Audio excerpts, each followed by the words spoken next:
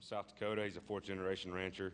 Him and his wife Garnett have established the Rock Hills Ranch near Lowry, South Dakota in 1976. Today it's operated by Lyle and his wife, also his daughter Luke and his wife and their 4 children. Lyle graduated from South Dakota State in 1977 with a Bachelor of Science in Agriculture.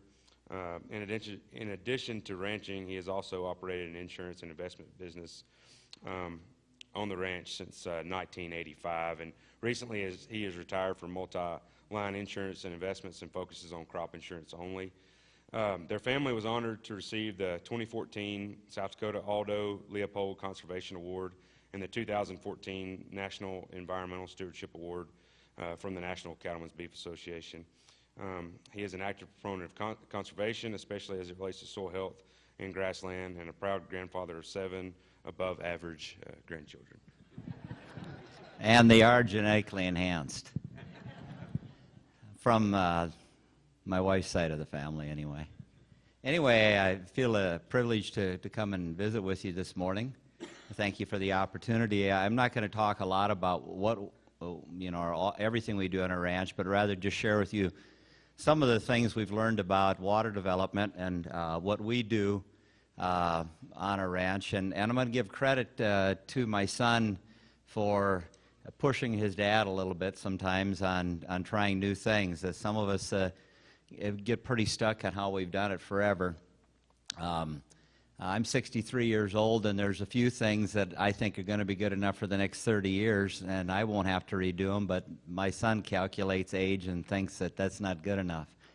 So a lot of what we try and do is long-term in terms of longevity. Parts of our ranch probably have got fences on it that are 100 years old, and so it's kind of the 100-year plan is what we're looking at whenever we try and do anything.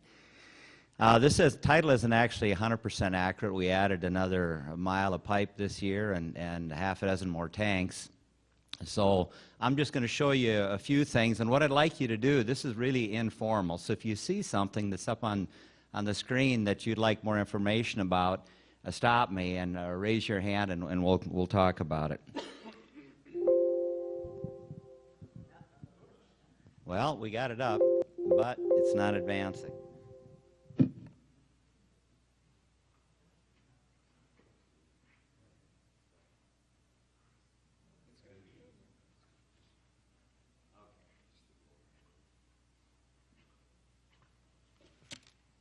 All right, so this is just an overview of our ranch, and I usually like to start every talk the same. I give you a bird's eye view of our ranch headquarters and what our mission is: to reflect Christ and how we love people, manage the land, and care for inhabitants, both domestic and wild. So this is where Garnett and I live, and Luke and his family live about 4 miles from our ranch headquarters. Our ranch, you kind of get a little bit of idea of terrain. It's rough and rocky and not conducive to too much other than running grass and raising cattle and grass. The yellow that you see in there is sweet clover, which is a biennial plant. This, of course, is the second year of it. So we've got dams and we've got dugouts. This is our son's headquarters you see in the background. We've also got spring developments. The spring is up this draw, and here's one of the tanks that we have for it. This is another spring development. This one's a little bit more unique. There's a lot of wetland vegetation in here, so this is a springy, boggy area. Then I've got a buried underground storage tank here that it dumps into, and then from there it flows downhill into those water tanks that you see there. Unfortunately, we do live in an area, I don't know if you noticed the name of our ranch, it's called Rock Hills Ranch. And of those 15 miles of pipeline that we have, we try and trench it in if we can. And this is some that we just installed here in the last month, actually. And the biggest trencher in our part of the state couldn't trench through what we had.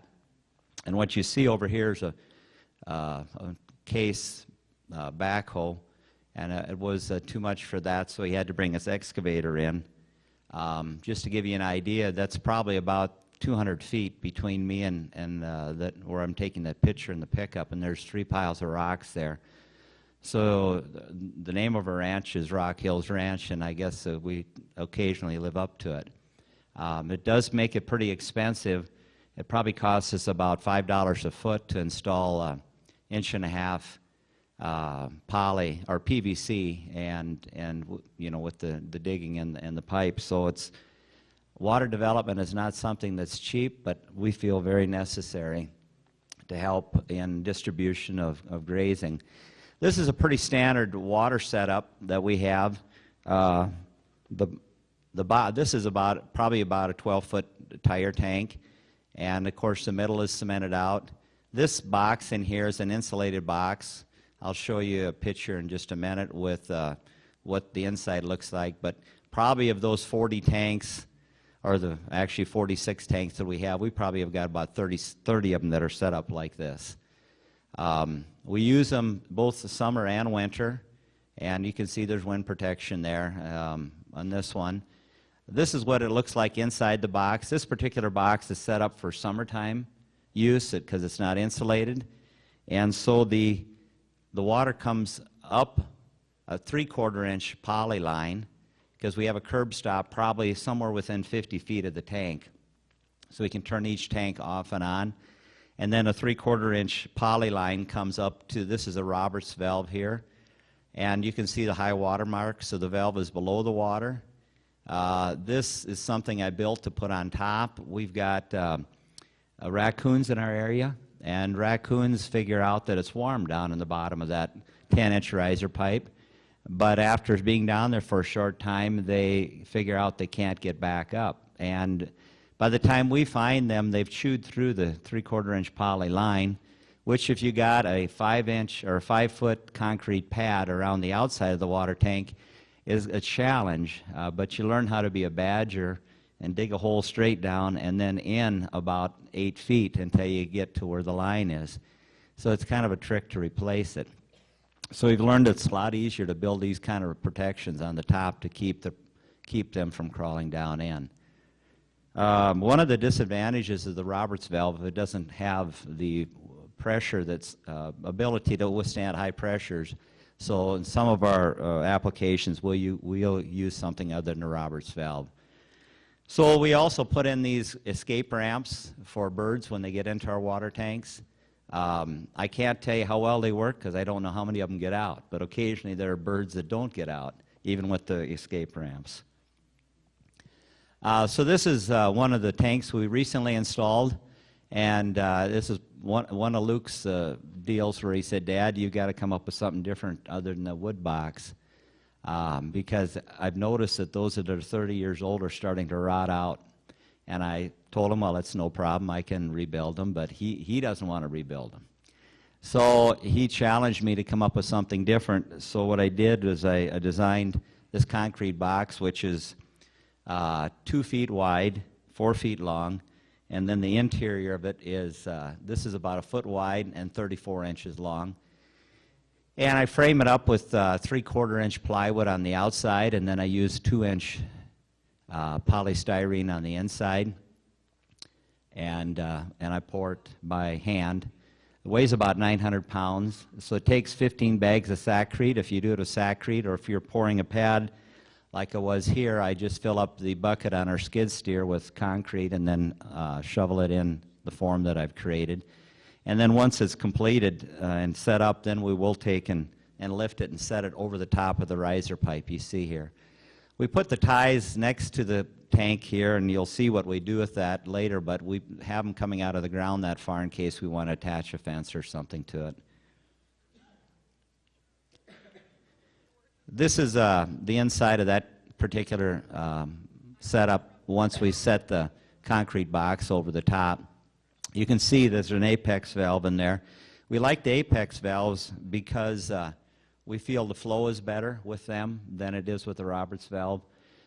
They don't withstand the cold quite as easily from the standpoint. I think they might freeze up a little easier, and they are harder to thaw out if they do freeze up. Occasionally our valves, of course, do freeze up, and we just use hot water to thaw them out. This is an example of one of them that we have set up for wintertime watering. And if you have, it's all about livestock numbers. If you have adequate livestock numbers, then the valve opens and closes enough inside the box here that that doesn't freeze up. Plus you get the geothermal effect from the heat rising to help keep that open. And then it's just a matter of having enough cattle drinking here. If you have, I would say if you've got 100 head drinking out of a tank like this, it's very seldom does it even freeze on the surface. Down to probably, it's got to be below 0 before the surface will freeze. If you've got them in a confined situation where you're feeding them dry feed. If they're out grazing, they'll freeze up easier because cattle on our ranch that are out grazing, especially if there's snow on the ground, sometimes it can be 2 days before they come back in for water. So that can be somewhat of an issue. This gives you an idea, too, of one of the things my son has started this year. He's got a program that called Barn Owl that monitors the water tanks. So we have 2 herds in our ranch, young cows and old cows. We have them sorted by age. These are our old cows. And you can see this picture was taken on the 29th of November. It was 25 degrees Fahrenheit. It was taken at 10 o'clock in the morning.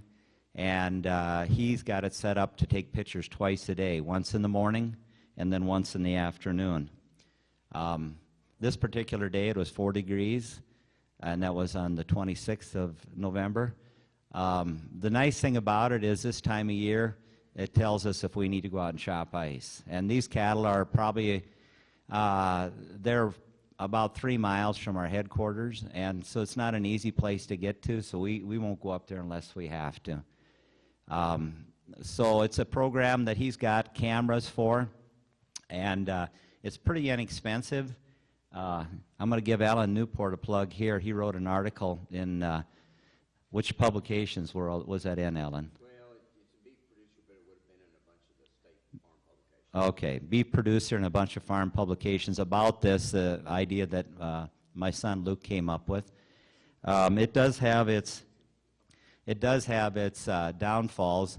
I took this picture probably a week ago, and if the camera gets frosty, it's located here, it doesn't take a picture very good at all. It gets a pretty cloudy picture. So on this particular day I did drive up, but it gives you an idea where our curb stops are.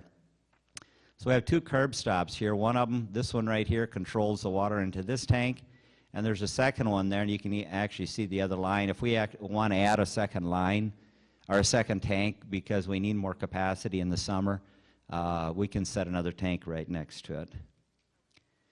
The easiest way to describe this is a 2,300-gallon chicken drinker.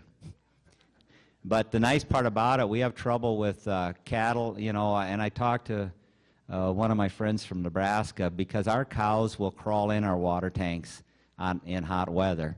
And he said that's because they're used to drinking out of dams and dugouts. In their country, they don't have dams and dugouts, so they don't worry about cattle crawling in, but we do. The nice thing about this tank is they're portable, holds 2,300 gallons. If you've got sheep, small calves, cows, bulls, doesn't matter. Any of them can drink out of it. And it's also designed to be moved with a skid steer. It's a very durable tank. This is another one we've got that's a little bit smaller. It's actually one of the reasons we bought it is you can see right here there's something with a hole in it on each side. With our bale bed pickups we can pick them up and move them. This one here holds 1,400 gallons, and there's one added advantage. It does provide some shade. This is what they look like when they're filling, and this is what it looks like when it's full. If for some reason this valve fails here, or the float for whatever reason creates an overflow, there are holes here, and those holes that will spill out into the troughs that surround it. And I guess eventually it would make a mess, but that's one of the advantages of the Barn Owl program that Luke's got, is twice a day we're getting a picture showing what's happening with our watering system. This is another setup that I've got. In this particular case, it's like the one that I showed you in the beginning with the tall posts. So we got 3 posts. The 12-foot water tank, Uke tire, works perfectly for putting guardrail around it. And then you can see I've repurposed a shuttle cage here to protect the float, because in our country cattle do get in, and sometimes they get underneath the guardrail. And so I like to protect the float setup, and we use an Apex float, and instead of have a string with a float on the top, we've got just a rod connected to the float ball itself. We do have other setups that are for just summer use only. This is a pretty typical one. This is an 8x12 fiberglass tank, again protected with guardrail. And one of the things we do for feeding a lot of our summertime use only water tanks is above ground 1-inch HDPE, 1.5 HDPE water line. And so this is set up, the way we drain it is we just have a cam lock on a banjo fitting here that we can open up and drain. But for the most part, we don't drain any of our HDPE pipe. I've been told by people that are in the know that water expands 7% and the HDPE pipe will withstand 11%. So we have very little problem with these pipes freezing. You know, the bad part about them is we get into November and sometimes even October, they will freeze and then we can't use them. But we don't drain them over the winter. For the most part, we don't drain any of them. So this is a typical setup. We've got a Uke tire that we can use for the winter here. And then in the summer, we can use both of them. And so we have the second line going over to this tank here, so we have increased capacity for summertime use also. And this is what it looks like coming into the tank. We just take something heavy that we can tie that PVC pipe to, or the HDPE pipe to, and then just have the ball and float. Same view. One of the problems we've had because we lay the pipe on the surface is our ground that we're in is pretty hilly, and HDPE pipe will move. And so what we started to do is plow the pipe in. And so here I'm plowing it in, and sometimes we plow in the whole distance, but most of the time we like to plow in the beginning where there's heavier traffic, and that's primarily to protect the pipe and keep it from moving. And then on both ends we'll plow it in. So this is what the plow looks like. It's one that we've had designed. The pipe feeds in this end and then comes out the other. And we're only concerned about getting it covered with dirt. You know, so if we get it in the ground 6 inches, that's good enough for us. We're also blessed with having a flowing well. We've got 3 shallow wells that are 50-foot deep, and then we've got a flowing well that's about 2,000 feet deep. And we've also got 4 or 5 rural water hookups, in addition to some spring developments. So our goal in our ranch is to convert solar energy into products for human consumption profitably while making a positive impact on our ecosystem. And you notice that I highlight the word profitably. There's a lot of things we can do, but at the end of the day, we've got to figure out ways to pay for them. So if you want more information about anything that we do, you can go to our website. We are looking at being a multi-species operation this coming year. We do also have income from hunting, in addition to cattle. And so you can learn a little bit more about our ranch if you go to our website. But at this time, I'll ask if anybody has any questions about anything we do.